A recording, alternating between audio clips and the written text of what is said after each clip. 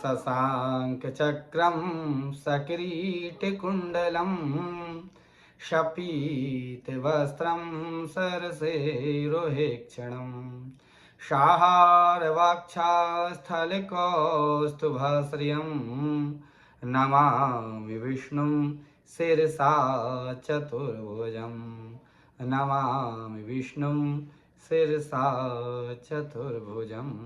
इस बार आने वाले वैशाख मास के कृष्ण पक्ष की एकादशी बरूथनी एकादशी है।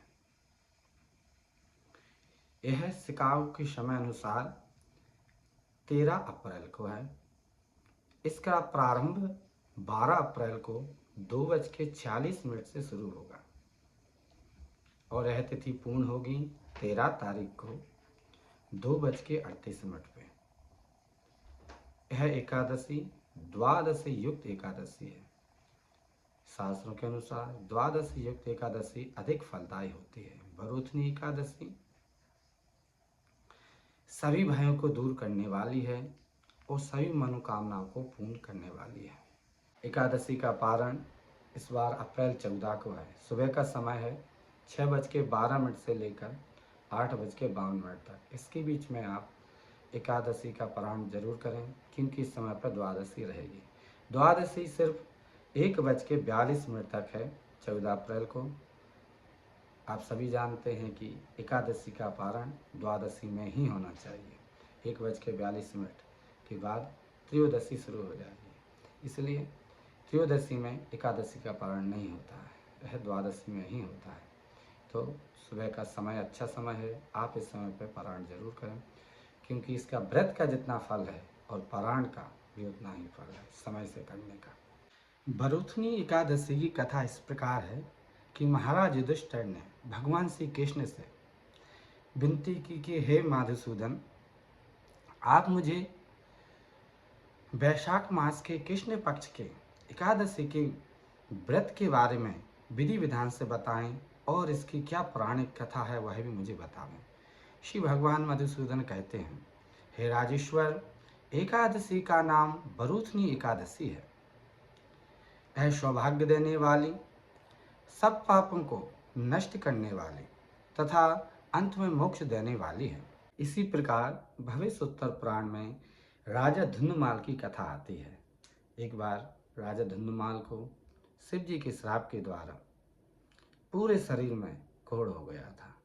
तब ब्राह्मणों द्वारा उन्होंने बरूथनी एकादशी के बारे में सुना और ब्राह्मणों के कहे अनुसार उन्होंने श्री बरूथनी एकादशी का व्रत किया, जिससे उनके लिए इस कोढ़ जैसे रोग से मुक्ति हुई। यह भी बरूथनी एकादशी के व्रत का ही प्रभाव था।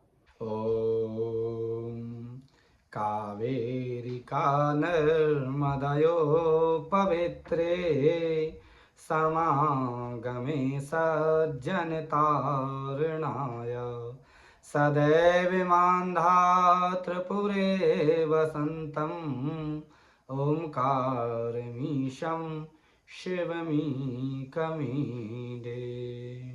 और इसी व्रत के प्रभाव से राजा मानधाता स्वर्ग गए थे।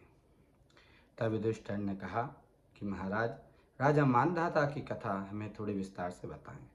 तो बतलाते हैं कि इक्ष्वाकु के वंश में उत्पन्न हुए राजा मानधाता एक बार श्री हरि की तपस्या में लीन थे। उसी समय जंगल से एक भालू आया और उनका पैर पकड़ लिया और उस पैर को चबाने लगा।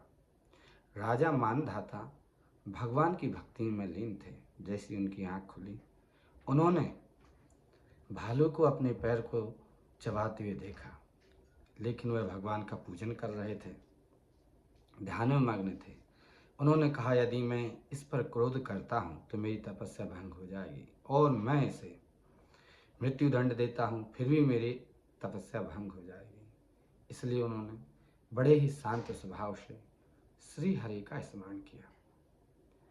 भगवान विष्णु उस पुकार सुनकर उत्पन्न हुए और मानधाता की ऐसी दुर्दशा देखी।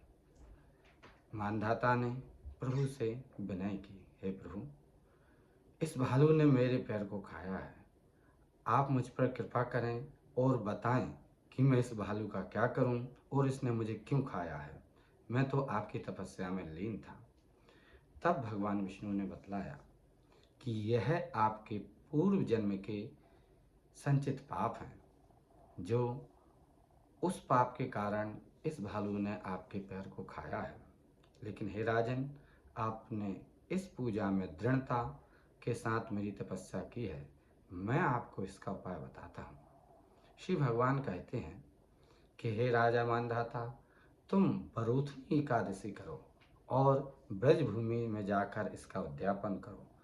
इस प्रकार पूजन करने से आपका जो कटा हुआ अंग है पैर, वह वापस आ जाएगा। राजा मानधाता ने वैसा ही किया और ब्रजभूमि में जाकर शिव भगवान का पूजन किया और बरूथनी एकादशी का व्रत पूरा किया। इस व्रत के प्रभाव से राजा मानधाता लंबे समय तक सुख भोग कर अंत में प्रभु के धाम के लिए गए। यह एक कथा श्री भगवान ने बतलाई।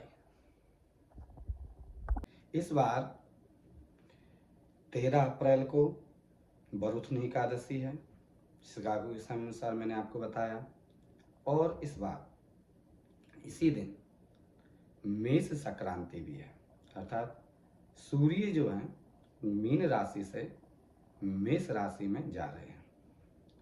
इसको सूर्य का नया साल प्रारंभ यानी शौर्य वर्ष प्रारंभ बोल सकते हैं। काफी जगह इसको मनाया भी जाता है।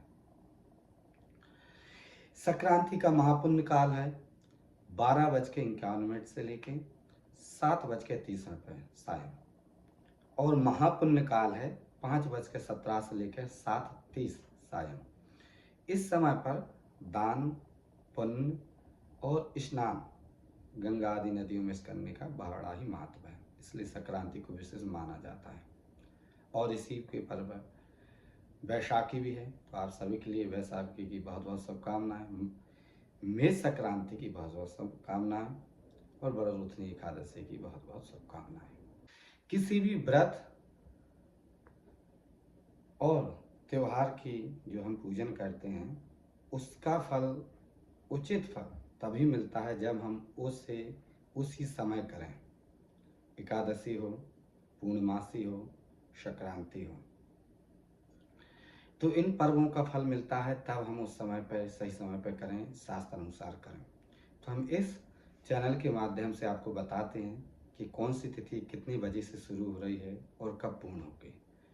और हमारा प्रयास रहता है कि इस तिथि और त्यौहार की कथा किस ग्रंथ से जुड़ी हुई है और उसका क्या फल है। तो इसी प्रकार की तिथि, त्यौहार और उनकी कथाएं जानने के लिए हमारे चैनल के लिए सब्सक्राइब अवश्य करें।